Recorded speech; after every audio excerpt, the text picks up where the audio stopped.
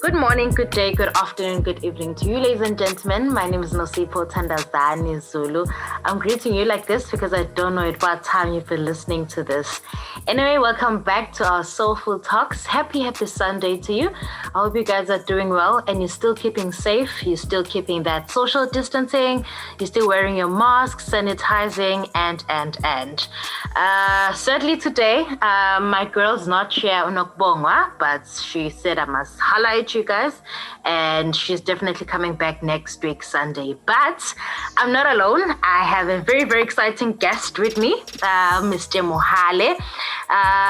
But you know where to find us. On Facebook, we are Empowerment Podcast, Instagram, Empowerment_podcast. And on WhatsApp, if you'd like to share any testimony, if you'd like to share any idea that you have or anyone that you'd like us to bring on the show, can definitely holla at 065-615-6641. 065-615-6641. Mr. Mohale, how are you? Hi, Nosipo. I'm good, and how are you? I'm good, thanks. I'm just going to let you introduce yourself and greet our listeners. You're just going to take through Uguti, who are you? Where do you come from? Just tell us more about yourself. We are continuing on the topic of self-development. And one of the reasons why I invited this guy is because I feel like his middle name is like self-development because of everything that he does from time to time when you look at leadership, when you look at business, career, and all of that. So that's one of the reasons why I invited him. He's going to introduce himself and he's going to tell us more about himself, his upbringing and background, and all about that. You can come. Hi, greetings to the listeners, and thank you so much for the opportunity to bring me today. I'm so much excited for the conversation, and self-development is one thing that is so much important in our lives. So my name is Ratiba Mohale. I'm originally from Limpopo, in a village called Haskobo.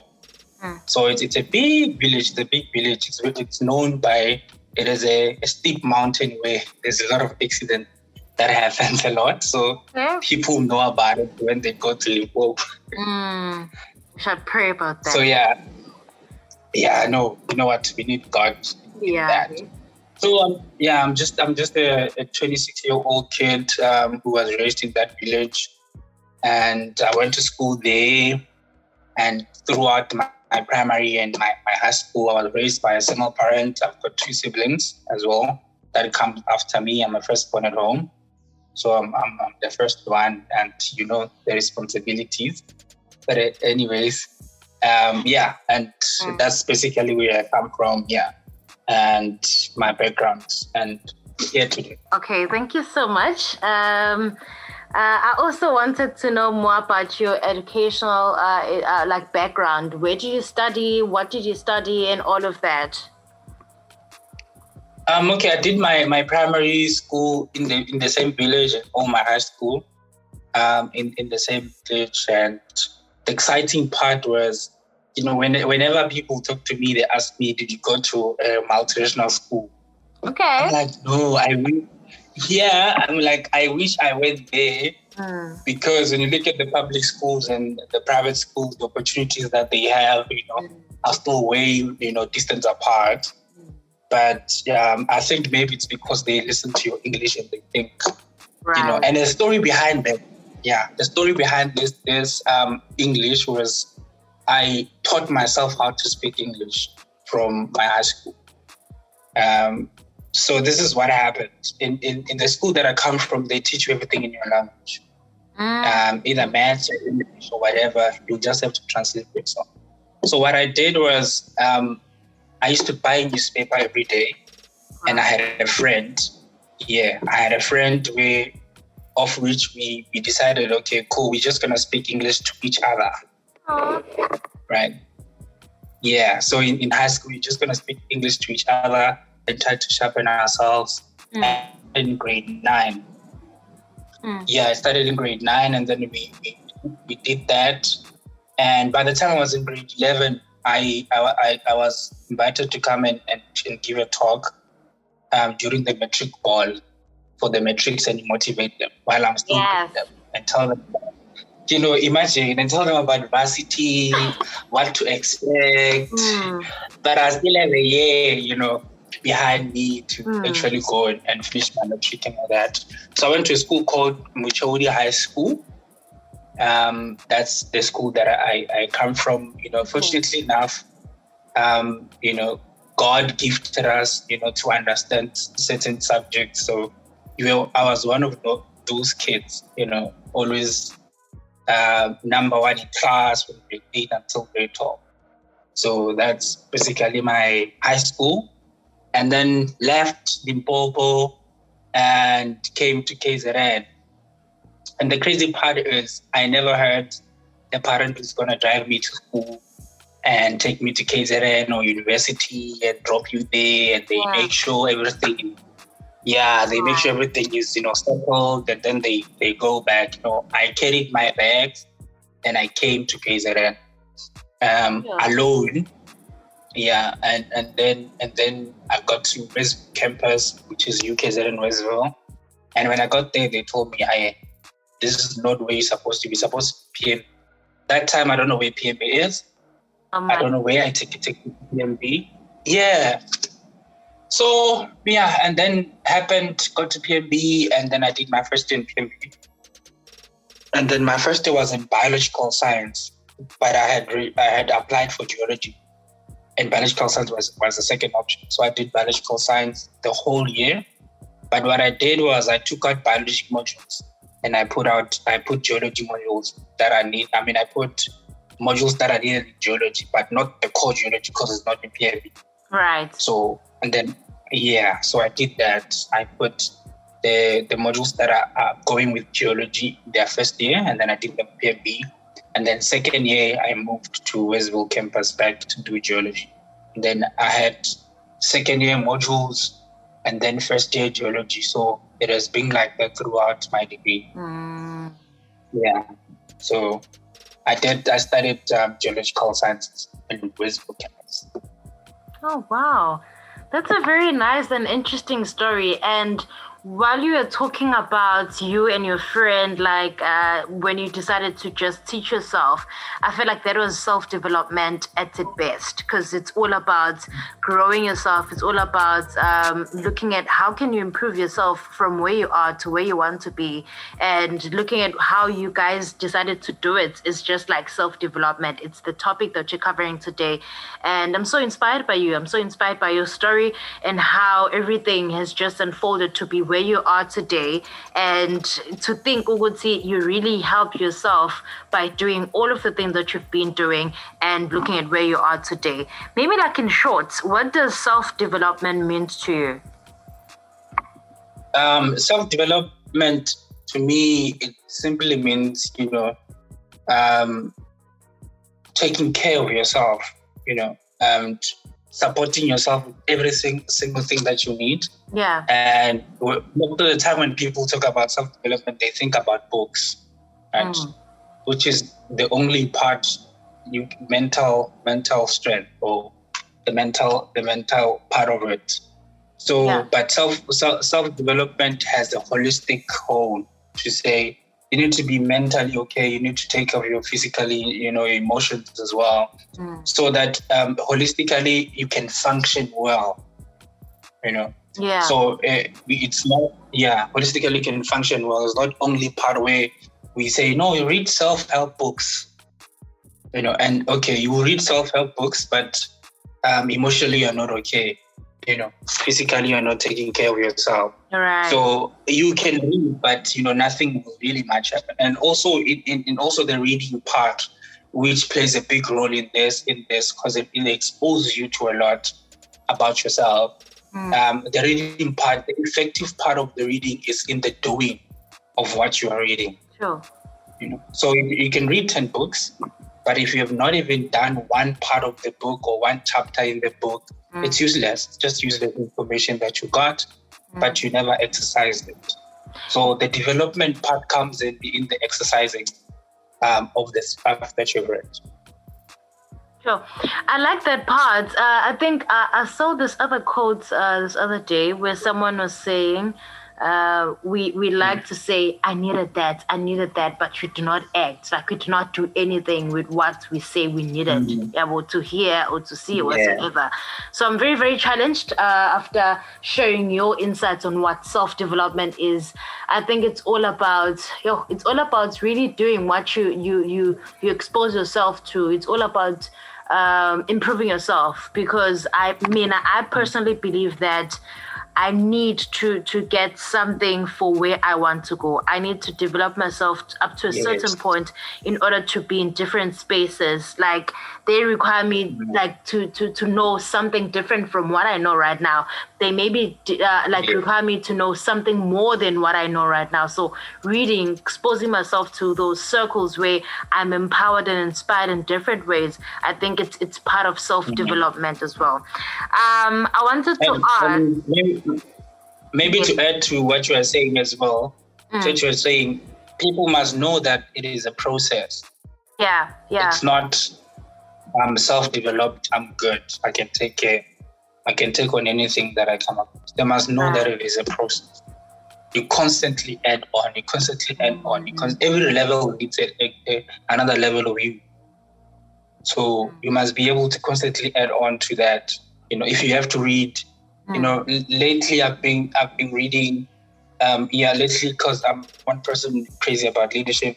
So lately I've been reading stuff in the parts that I'm interested in. If I want to improve my working space, I read stuff that are within that. If I want to improve a specific task I'm doing, I read stuff directly to that. If I want to improve my personal finances, I make sure I read stuff in that context, because it will give me a full understanding. So it's a process of adding on to all the things that you know, and every level of growth needs another level of view as well. Right. Yeah, that's so deep. Thank you so much for sharing that. Yes. I know that you're currently working as a digital account executive at Bloom Marketing. Can you just tell us more about where did you get the knowledge or of what you're currently doing? Because with my own understanding, you did geological sciences. So where does marketing come in now? Is it like passion? Is it something that you've always liked? Is it something that you feel like, okay, I can do this, so let me just go into it? Or it's something that you looked into it and you slowly developed yourself? Yeah, it's a crazy story and a very interesting story.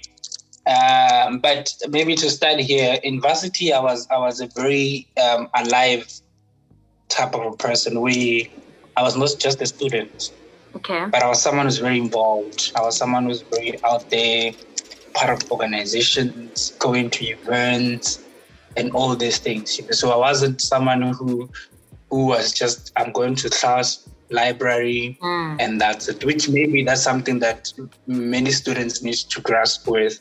So because varsity is a space where it exposes you to different things, it exposes you to stuff that you most probably like or things that you're good at. Yeah. But when you see someone doing it, it ignites something inside of you. So what happened was how I got to work for Blue Marketing.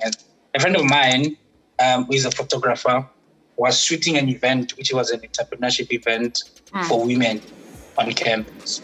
So he invited me and said, "Hey, bro, there's a event going on. Come through, help me shoot in the event." Okay, cool. I went there to help him shoot, and then I get there, I found it's a women event, so we're the only two guys in the room. So my boss currently, Knox, was speaking. Yes, was speaking in the event. So she was speaking about personal branding, and I was like, "This is super interesting." Right. I didn't know anything about it. Nothing. I was like, "Yo, this is super interesting." And then I asked her a question after she finished presenting. There's something related to the personal branding. How does one, start building their personal brands and all that? And then she responded. And then she responded to me and said that, please follow me on Instagram. And then I followed her on Instagram. And then I saw what she posted, and then I kept on commenting on it. I kept on commenting on it. Yeah, so we met only once, right? So I kept on commenting on stuff because they were resonating with me. So I kept on commenting on Instagram and stuff. And then she DMs me. She's like, "Hey, I'm hosting an event, and it's a women event, a women's summit. So I would like you to come, and the event was cost, I think, over 500 or something. I'm like, hey, I'm a student. I don't have 500, She's like, no, man, come, come. Don't worry about that. Yeah. If you have a friend, get a friend to come with. And then I tried to get someone to come with me, but they were like, I was like, why did you bring me? But that time I didn't know you. I don't think I knew. I would have brought you, because I know it was gonna be super beneficial for you. So I dressed up and went there. And then when I got there, I saw that she's doing a lot. She's multitasking. She's on the phone. There's a laptop on the table, and speakers are doing this. Exchanging their own stage, and she looked a bit stressed. So I went to her and said, "Hi, ma'am. How are you? Good." I was like, "What can I do to help you?" So she said, and then I said, "Can I at least treat for you? Can I treat your live event for you right now?" Right. Like, okay, cool. And then I asked for handles on Twitter, and then I tweeted the whole event, the whole bio summit. And the crazy part is, I used my own data. I tweeted with my own account and stuff, and I tagged the account, every speaker coming in, coming out, their points, insights they shared, and all that. And then I finished. And then I think we ate. And then I said, "Hey, Sharp, I'm leaving. I need to rush." She's like, "Cool." So she calls me. Later. She's like, "Wow, I went through the Twitter. You did an amazing job. Thank you so much." I was like, "Thank you so much for inviting me. It was a pleasure. I really had a great time, and the food were nice too. So thank you." So thank you so much. And then I was like, "Cool." I left. First, the event was in around September, October, around there. So December comes, and they're having a closing function in the office, right? Yeah. Having a closing function in the office, and they invited me. She invited, but by that time she has my numbers, so she invited me to come. To the office for the bride. So I went to the office for the bride, and then when I got there, when she was busy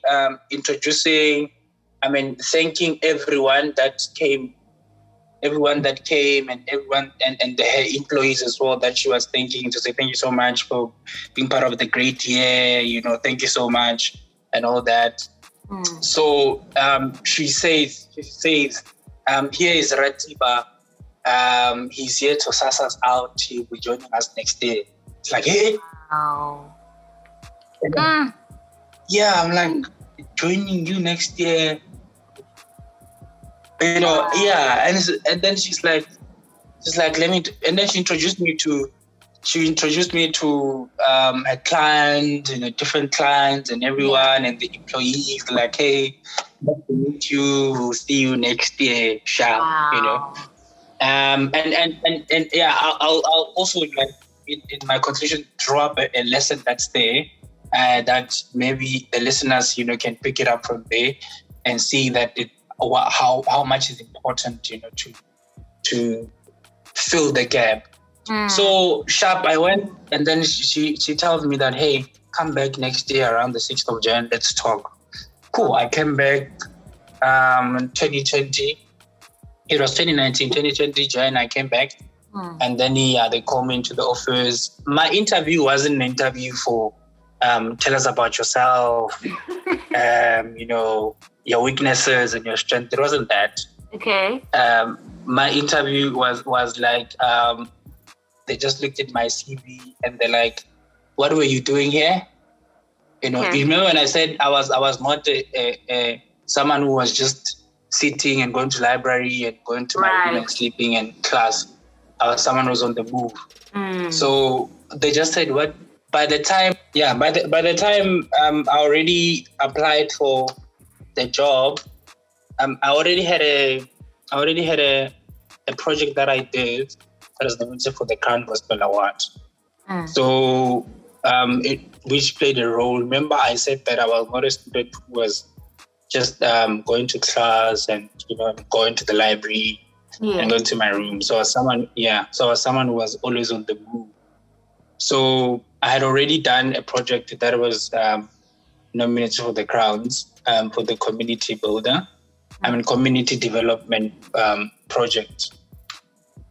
So in the office in my interview, so they just look at those things and then they said, "Okay, cool. This is what we do."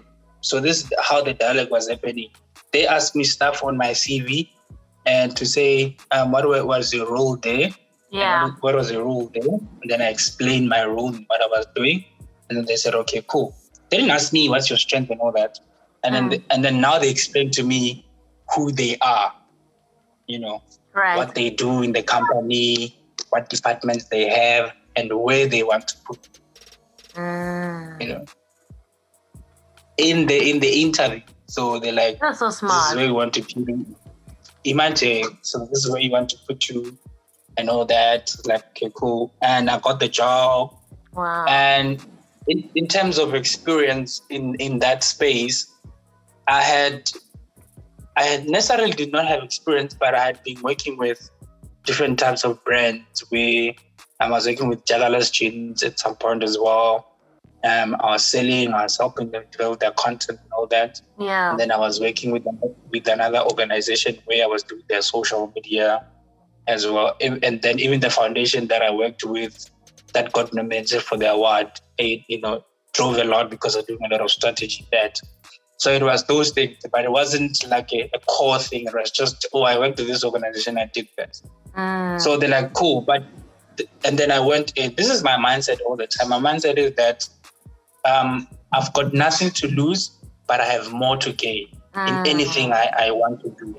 So I never fear that, I don't have experience in this thing. Where am I going? For me, it's like, go in, experience or not, you've got nothing to lose, but you've got everything to gain. You would learn. So that's basically, you learn on the job. So that's basically my attitude towards anything I do. So that's how I got the job, and and a couple of months later, I'm still working at marketing, and it's been a great journey for me and a lesson as well. And so the thing is with me, and every time, I learn. Like when we finish the day, the whole day job, I'm online doing articles, I'm online doing certificates, I'm online doing this. Like this year, I made a decision to say that every month I wanna do a certificate online. So I already done Jan, Feb. I've got certificate. I'm finishing March. Wow. I've got its own certificate as well. So that's basically what I do to. So it's certificates in what? Sorry to disturb you. Like it's certificates in what? And something that you like to develop yourself in. It's something that is it like relating to what you're currently doing, or where you'd like to go? It's two things. I do stuff in what I'm doing, like fundamentals of marketing. Yeah. And then I did certificate for digital marketing, but I also do stuff that I do on my side. So being on the public speaking course online as well, and then some leadership things I'm doing as well online. So I do both things because I'm currently a project leader for an organization called Widows of Heaven Foundation. What we do there is we teach young kids from the age of 13 to 20 about leadership. So I'm the project leader on their leadership department. So that's basically what I do. So I juggle between the two things. Sure. Okay, that's super amazing. That's super amazing. Like I'm taking down notes. I'm like, ew, I don't know. But I hope our listeners are very, very inspired by your journey and everything that you've shared with us. What is it that you have learned? I know that you've been part of different organizations. What is it that you have learned and that has made you a better person, a better leader, if I can say, and also a better person when it comes to taking decisions on self-development and things like that? Organizations are a school, if I were to put it that way, because they teach you a lot. They teach you a lot. Right. I learned so much as a person, and so much. First thing is you learn how to work with people. That's the first thing. You learn how to work with people as a team, and getting into the room, you don't act like you are the smartest one. If you are the smartest one in the room, you should know that you don't deserve to be there, So you need people that are going to be, you have a loneliness of mind. You are very teachable. You are able to listen to the next person. You are able to take advice from the next person. So for me, it taught me a lot about teamwork. It taught me a lot about communication, to have a better communication. In terms of you as the leader, and then you have to present the leader, you have to lead meetings as a leader, you have to do all different tasks, Yeah. So how then do you deal with that as well? And also I learned that if you don't know, you don't, right? If you don't know, you don't know. I always say, this is my view of who CEOs are sometimes. Sometimes CEOs are just people who are given a grace and anointing to facilitate great minds, and what they have is an ability to see where your skill and the job that you're doing is supposed to go, and they facilitate and drive you to that direction. So most of them are that. So when you work with people, you must be able to know people's strength. Yeah. You must be able to know people's, weaknesses, and you must also know yours as well, so that where do I call Thandaza to come and do this thing, or where do I call Ratiba to come and feed, here.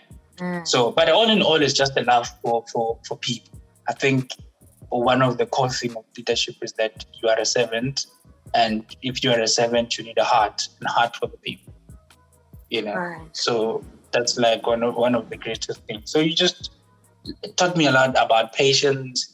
It's gonna be a lot of fights, it's gonna be a lot of arguments, but at the end of the day, are we achieving the goal that we want to achieve as an organization? So much of those gave me a lot of lessons, and I had an experience. I think the organization that I was leading, the one that got nominated for an award.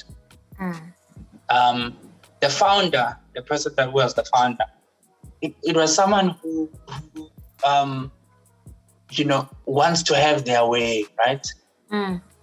And when they want to have their way, they make it difficult for you to suggest or speak out or do this and do that. Yeah. And then so in that experience, I learned to be very patient. I learned to be very patient, and I also learned to always have a plan B and prepare. Right. So that if their way doesn't go, I'm like, hey, I thought of two ways anyway, so let's do my way because that one failed. Yeah. So that's basically some of the things that working in organizations will really teach you about. Yeah, but it's just all in all, it's a laugh. Yeah. I think it's one of the beautiful things that you've mentioned, Uguti. We're different and we have different experiences. So definitely you and me might bring different suggestions in the group, might bring different ideas, and we just have to see how can we work with our both ideas and not disregarding the other. And I remember one of my mentors was telling me that don't sit around people where you basically the one who knows everything, when it's call, like you are the J, like you're on top of the game in everything, because you never grow. Be able to be teachable and be able to learn from other people as well. So I think you touched on very, very important things, Ogoti. That's how you grow, basically. That's how you grow, and you see yourself, Ogoti, okay, I've learned this from this person and I'm teachable. I can learn from any other people. And I hope our listeners are taking notes as well and definitely learning from you. What are your past failures? And what is that you've learned from them? It can be in any aspect, maybe like in your career, in your business, in like leadership or something like that. Sure. Failures, yo man, I've been through It's a hard lot. to speak about failures, hey? We always think about good things. So I'm like, okay, let's just ask you this question because I'm super inspired by what you do. And yeah, so let's just hear from you. Go to what is the like one of those past failures that have taught you something basically at the end of the day. Yeah, man, I've been through in a hole. And, in a dark hole, and I had to take myself out. I remember in my final year and in geology, I failed my first semester. So I failed my modules in my first semester. Yeah. Actually, I had four modules, so I failed 3. Shush. And yeah, so I failed 3. And then I proceeded, obviously, to go to the second year modules. And then the next year, I had to stay at home I failed second semester modules.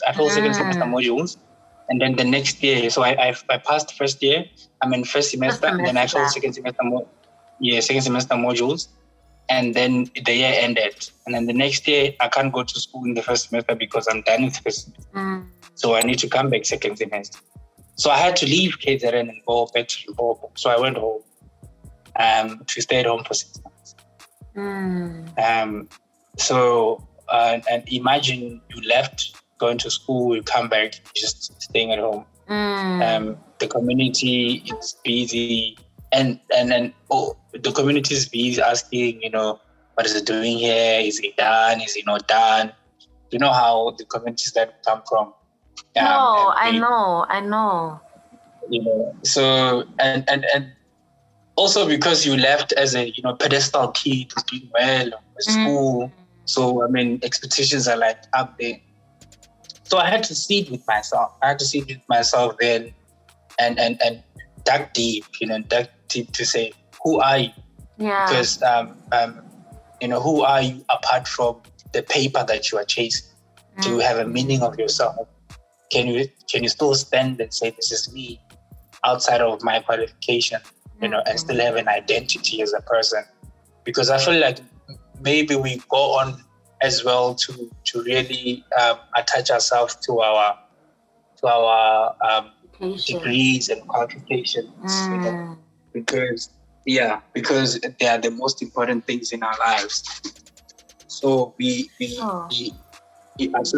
attach ourselves and meaning to those things, and we don't have an identity outside them.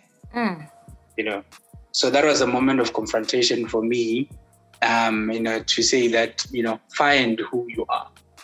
Find who you are, and so I realized, and then questions that I asked myself was, am I still capable of, because I knew I can speak, I knew I can write, I knew I can teach, So am I still capable of those things? Can I still deliver of those things even though I don't have this paper that I went, to school for, And those things were like, yeah, you can still do that, So what I did was, I had extra classes for kids at school. In high school when I was at home. So they'll come to my house and we'll do math, we'll do geography, we'll do all those things. So those things gave me a bit of meaning, and I was able not to just sit and probably end up being depressed because I did not finish. My friends are graduating in May, April. I'll be seeing pictures, and then I'm going to go back to campus second semester, So, yeah. So that's basically what happened to me. And I had to dig deep out of me. And from then, I told myself, there's really nothing much I cannot do. You know, there's really nothing much I cannot do anymore. I can do anything I want to do. Right. I can do anything. If I got out of that and, came back, and here I am today, I don't think there's anything else that, I'll never, ever, ever in my life allow failure to define who I am and, take my identity. I know I can still stand regardless of the paper or not and do stuff. Sure. Yeah, so I think that was the biggest for you, and it's opened your eyes, it's opened where you wanted to go. I feel like God has his own ways of doing things, honestly. Like, Jay. Definitely. I think I think when he wants to channel you and wants to have a way in your life, certain things happen to you and you be able to right. Wow, I didn't think I can come out of that. But he's got like that. I'm so thankful what you went through that, and you learned so much, and you learned so much about yourself. And right now, as you are saying, let's say there's nothing really that can shake you, or anything like coming from failure that can just pull you down in a way that you'd believe that you cannot move from this point to that point because you don't have this. I've learned so much from that, and thank you so much for sharing that. Like, not everyone shares their failures, and that's one of the reasons why I feel like it's very important for us to bring it up today on the show. And thank you so much for like opening up. Any encouragement that you'd like to give to our listeners who's looking into developing themselves when it comes to career, business, leadership, or anything that's like has to do with self-development in their lives? Yeah, I think maybe the first thing we already mentioned about it. The first thing is that read books, but the power of the reading is in the application of what you read. That's the first thing. Read, but in the power is in the application. That's where meaning is. That's where action is. That's where results come from. In the action, in the doing, that's where results come. So people must read. Surround yourself with people that inspire you, motivate you, and people that are gonna teach you something as well, and also people that are doing something. So surround yourself with those people. And the third thing is just to trust yourself. And maybe take my mantra that I have to say that you've got nothing to lose, you've got everything to gain. So I used this mantra recently. I work on radio now. So what I did when I was approached to come and work there, they're like, hey, we're having this show, we're introducing this show, we'd like you to come through.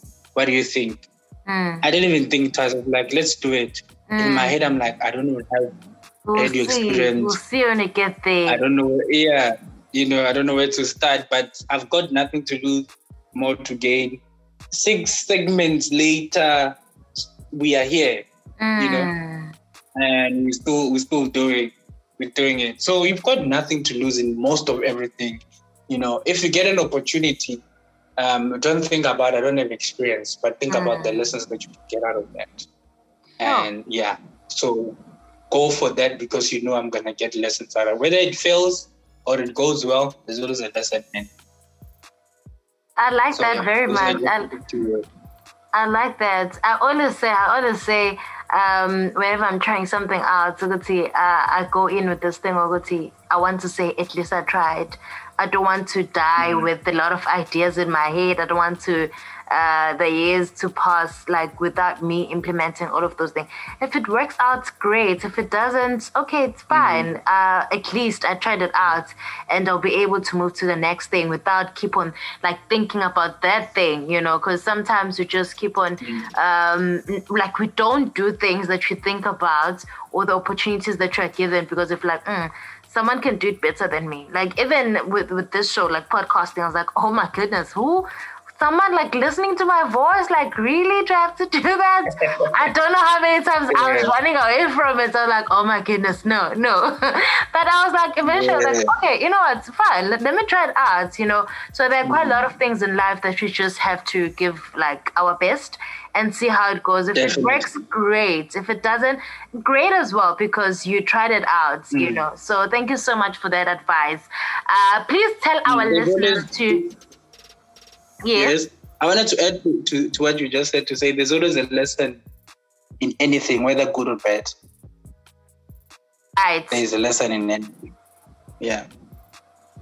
Thank you so much for that. Please tell our listeners that you are nominated for Community Builder and where they can vote for you and things like that. Oh, wow. Okay. I've been nominated for Community Build. Resin Legends Awards. That's what it be called. So Resin Legend is a boy initiative organization. They want to raise legends. It's more specifically for boys, the young boys. So older men and older young people like us come in and have engagement with the young boys and teach them and help them unlearn. We are in a society where men really need to learn and unlearn so many things and relearn as well. So we need to start those conversations with the young ones. We can't neglect the boy child. So that's what Raising Legends Foundation is about. So I've been nominated for the Community Builder Awards. So they are recognizing the work that I've done and the work that I still do even now. So it's just an honor as well. Being nominated is just a privilege.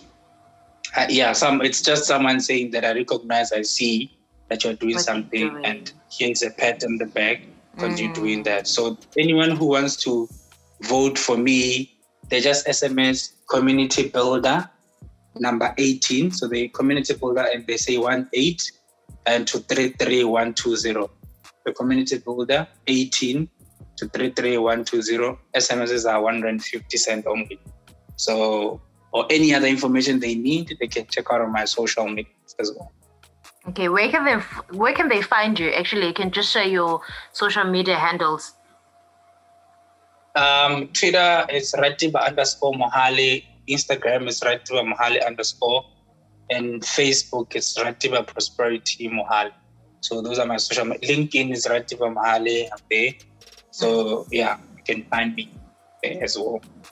Oh, well, thank you so much for gracing us with your presence, and all the best with the awards. And I know you're going to take it home. I know you're going to bring it home, because we are going to vote for you, and our listeners, I know they're definitely going to vote for you. Thank you so much for your time, and may God keep on blessing you. May God keep on doing you great, and may you keep on being an inspiration, not to only young people, but to also other older people out there trying to do something for themselves and by themselves, and keep on doing great, man. Thank you so much for your time. Thank you so much. I'm truly honored to be part of Empowerment Podcast. I've been really waiting for this. So I'm truly honored today. So thank you so much. Thank you so much. I've been putting out, I'm like, God, it's coming. And so thank you so much. I'm so happy to be here, and be part of the family and grace the place like other great people that have came here. So I'm truly honored, and thank you so much for the opportunity. Amen. Thank you very much. Thank you. Till next time, see you. Goodbye to our listeners. Have a happy and a blessed Sunday. We're gonna see you next time on Soulful Talks, and goodbye.